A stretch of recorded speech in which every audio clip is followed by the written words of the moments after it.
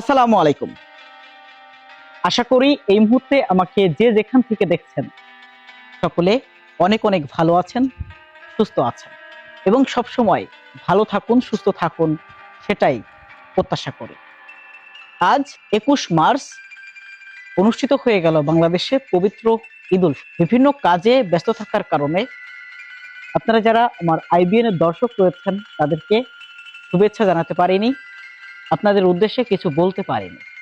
তবে আজ নামাজের পর একটু ফ্রি হয়েছি এবং একটানা এত পরিমাণ কাজ করেছি আমি, যা ভাষায় প্রকাশ করার মতো না। আপনারা যারা আমার ব্যক্তিগতভাবে চিনেন তারা জানেন, বেশ কয়েকটা প্রতিষ্ঠানের সাথে আমার কাজ করতে হয়, সশরীরে কাজ করতে হয়, ভার্চুয়ালি কাজ করতে হয়। তা সেই কারণে আসলে আমি সময় পাই না সেরকম। তবে আজ একটি বিশেষ দিন, ঈদের দিন। এই দিন যদি আপনাদের সাথে ঈদের আনন্দ ভাগাভাগি করে না নেই তাহলে আসলে নিজেরও খারাপ লাগে।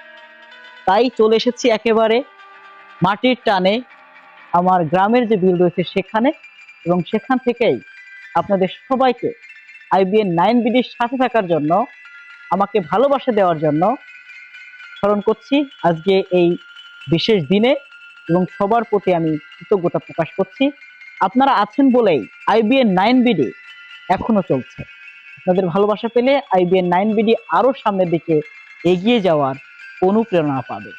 তাই আসুন আমরা সকলে এই ঈদের দিন থেকে শপথ গ্রহণ করি, ভালোভাবে বাংলাদেশে বসবাস করব, কোনো ধরনের নিরবিচ্ছিন্ন ঘটনা ঘটাবো না, এবং সবার জন্য যা কল্যাণকর সেই লক্ষ্যে আমরা আমাদের জীবনকে সামনের দিকে অগ্রসর করব।